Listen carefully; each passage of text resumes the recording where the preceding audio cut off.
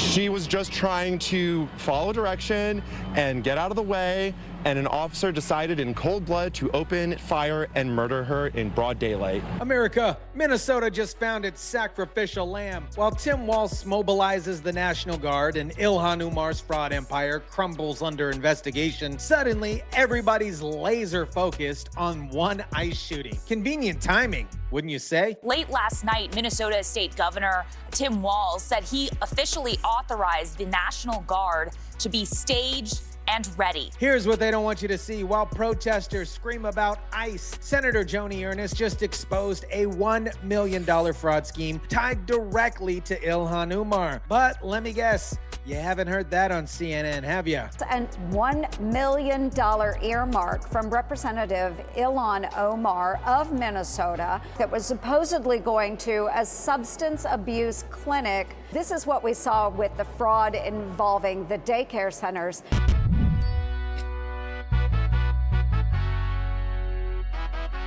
What is up, guys? Tyson DeLaCruz here. Thank you so much for rocking with me. This story is the perfect example of how Democrat politicians manufacture outrage to hide their corruption. Let me break down this playbook for you. Ilhan Omar gets caught with her hand in the cookie jar. $1 million earmark going to a substance abuse clinic that's actually housed in a restaurant run by 3 people who all share the same address. Red flags everywhere. The House strips it out of the spending bill. This should be first page news. But instead, what happens? An ICE shooting becomes the biggest story in Minnesota, and suddenly Tim Walz is activating the National Guard like he's preparing for war. A moment of silence was held today at the memorial for Renee Good in South Minneapolis. Renee was shot and killed by an ICE agent on Wednesday morning.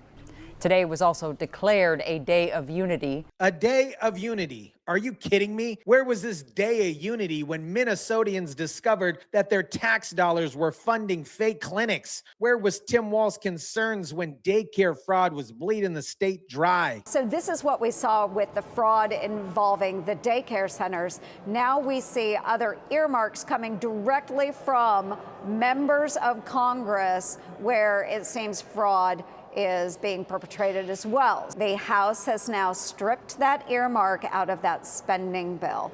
But again, this is how easy money has been flowing to bad actors in Minnesota. Senator Ernst nails it. This is how easy money's been flowing to bad actors in Minnesota. But instead of investigating or digging deeper into that, we're supposed to be outraged about ICE doing their job. Now let's talk about these protesters, and I want you to take a good look at them. Notice anything interesting? Hundreds of people yelling at border agents to pack up and leave.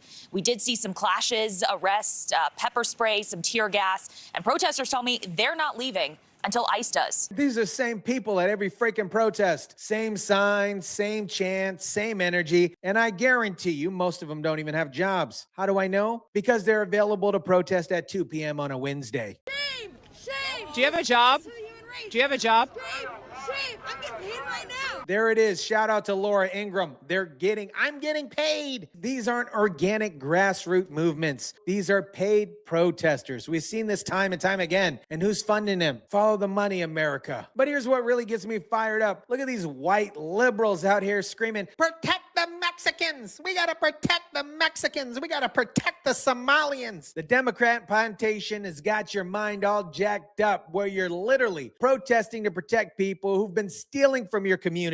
Shut these streets down! Yes. Again! Make the city pay! Again! And now we've got the fraudulent Black Lives Matter movement, BLM, talking about shutting down streets, calling ICE agents demons and not human beings. This is the same organization that raised millions of dollars and bought mansions while black communities got nothing. Here's my question to all these protesters. Where is this same energy when it comes to the crime in your own neighborhoods? Where is these candlelight vigils for the dozens of people killed in Minneapolis every year by gang violence? I sat down and cried. I mean, Thank you. it's very sad what's happening. Togetherness has no one form. And I think people are just trying to have a voice right now.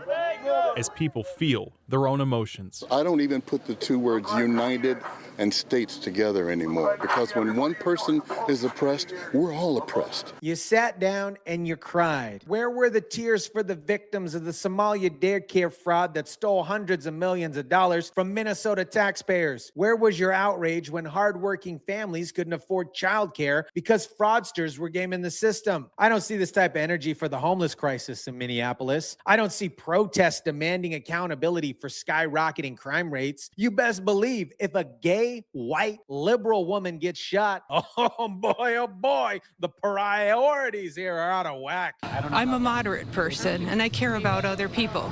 There are problems in this country that need to be solved, but there's a way to do it. Protesters in Avon also gathered, calling to abolish ICE, hoping to continue to spread that message moving forward. I'm a moderate person. No, you are not. Moderate people don't show up to protest defending somebody who was interfering with federal law enforcement operations. Moderate people understand that ICE agents have a job to do, and the job is protecting American citizens. And here's the beautiful part. While these protesters are out here crying and screaming, the Trump administration just doubled down. We've got another 1,000 agents that are reportedly being deployed here. That's right, my white liberal protesters. Days are coming. Instead of backing down, they're sending reinforcements. Because unlike Timmy Tampon Walz and Ilhan I Married My Brother Omar, the Trump administration actually cares about enforcing immigration law and protecting American citizens. All these people in the lot, I can guarantee every one of them have their papers on the bucket. And look at this. Somalian immigrants are now carrying their papers everywhere